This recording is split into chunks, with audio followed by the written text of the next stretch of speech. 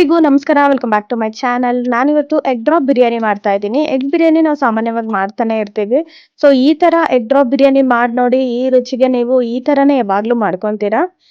ಅಷ್ಟು ರುಚಿಯಾಗಿರುತ್ತೆ. ಇಲ್ಲಿ ಮೊಟ್ಟೆನ ನಾವು ಡೈರೆಕ್ಟ್ ಆಗಿ ನಾವು ಬಿರಿಯಾನಿಗೆ ಹಾಕೋದ್ರಿಂದ ತುಂಬಾನೇ ಡಿಫ್ರೆಂಟ್ ಆಗಿ ನಮ್ಗೆ ಟೇಸ್ಟ್ ಕೊಡುತ್ತೆ. ತುಂಬಾನೇ ಇಷ್ಟ ಆಗುತ್ತೆ. ಅಷ್ಟು ರುಚಿಯಾಗಿರುತ್ತೆ. ಇದಕ್ಕೆ ನಾನಿಲ್ಲಿ ಒಂದು ಮಿಕ್ಸಿ ಜಾರ್ಗೆ ಸ್ವಲ್ಪ ಶುಂಠಿ ತಗೊಂಡು ಸ್ವಲ್ಪ ಬೆಳ್ಳುಳ್ಳಿ ಹಾಕೊಳ್ತಾ ಇದ್ದೀನಿ. ಹಾಗೆ ಹಸಿಮೆಣಸಿನಕಾಯಿ ಹಾಕೊಳ್ತಾ ಇದ್ದೀನಿ. ಒಂದು 7ರಿಂದ 8 ಹಸಿಮೆಣಸಿನಕಾಯಿನ ಹಾಕೊಳ್ತಾ ಇದ್ದೀನಿ. ಸ್ವಲ್ಪ ಶುಂಠಿ, ಸ್ವಲ್ಪ ಬೆಳ್ಳುಳ್ಳಿ ಹಾಕೊಂಡಿದ್ದೀನಿ. ಹಾಗೆ ಸ್ವಲ್ಪ ಕೊತ್ತಂಬರಿ ಸೊಪ್ಪು ಹಾಕೊಂಡಿದ್ದೀನಿ. ಹಾಗೆ ಸ್ವಲ್ಪ ಪುದೀನ ಸೊಪ್ಪು.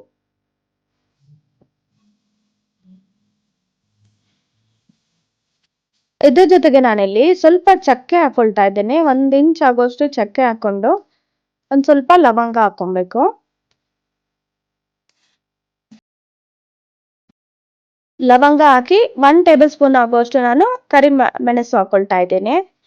ಸೊ ಇದಿಷ್ಟು ಹಾಕೊಂಡು ಸ್ವಲ್ಪ ಇದಕ್ಕೆ ನೀರು ಹಾಕೊಂಡು ಚೆನ್ನಾಗಿ ನುಣ್ಣಗೆ ರುಬ್ಕೊಳ್ತಾ ಇದ್ದೇನೆ.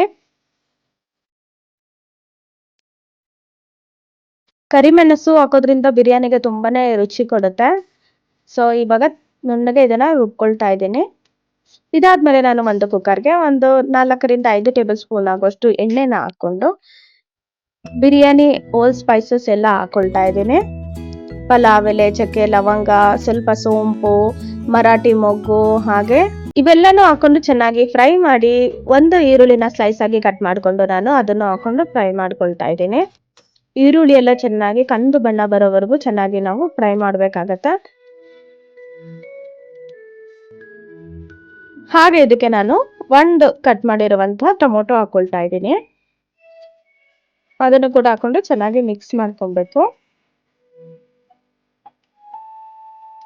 ಹಾಗೆ ನಾನು ಇದಕ್ಕೆ ರುಬ್ಬಿರುವಂತಹ ಮಿಶ್ರಣ ಇವಾಗ ಹಾಕೊಳ್ತಾ ಇದ್ದೀನಿ. ಈ ಬಿರಿಯಾನಿ ಮಾಡೋದು ತುಂಬಾನೇ ಬೇಗ ಆಗೋಗುತ್ತೆ. ಒಂದು 10ರಿಂದ 15 ನಿಮಿಷ ಟೈಮ್ ಇದ್ರೆ ಸಾಕು, ಪ್ರಿಪೇರ್ ಮಾಡ್ಕೊಬಹುದು. ಯಾಕಂದ್ರೆ ನಾವು ಎಗ್ ನ ಬೇಯಿಸ್ಕೊಳ್ಳೋ ಅವಶ್ಯಕತೆ ಇಲ್ಲ, ಏನೂ ಇಲ್ಲ. ನಾವು ಹಾಗೆ ಡೈರೆಕ್ಟ್ ಆಗಿ ಹಾಕೋದ್ರಿಂದ ಸೊ ನಾವೆಲ್ಲಾನು ಇನ್ಸ್ಟೆಂಟ್ ಆಗಿ ಇಲ್ಲಿ ಮಾಡ್ಕೊಬಹುದು.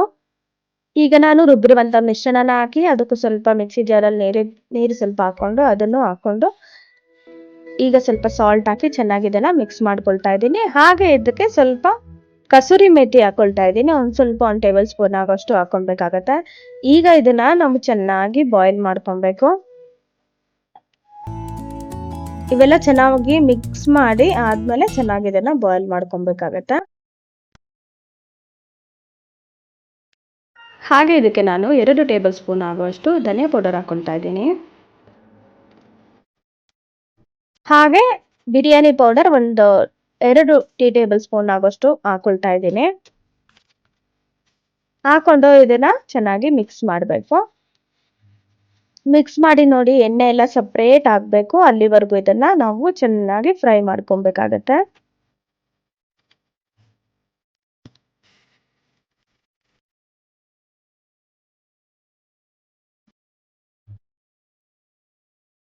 ನೋಡಿ, ನಮ್ಗೆ ಮಸಾಲೆ ಈ ತರ ತಿಕ್ ಆಗ್ಬೇಕು. ಆ ತರ ನಾವು ಮಸಾಲೆನ ಬೇಯಿಸ್ಕೊಬೇಕಾಗತ್ತೆ.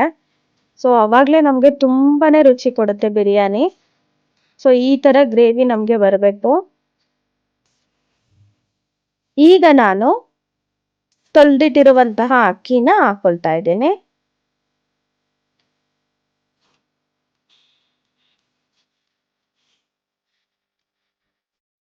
ಹಾಕೊಂಡ್ಬಿಟ್ಟು ಚೆನ್ನಾಗಿ ಇದನ್ನ ಮಿಕ್ಸ್ ಮಾಡಿ ನಾವು ಎಷ್ಟು ಅಕ್ಕಿ ಹಾಕಿರ್ತೀವೋ ಅದಕ್ಕೆ 2 ಪಟ್ಟು ನೀರನ್ನ ಹಾಕೊಂಡು ಮಿಕ್ಸ್ ಮಾಡ್ಕೊಳ್ತಾ ಇದ್ದೀನಿ.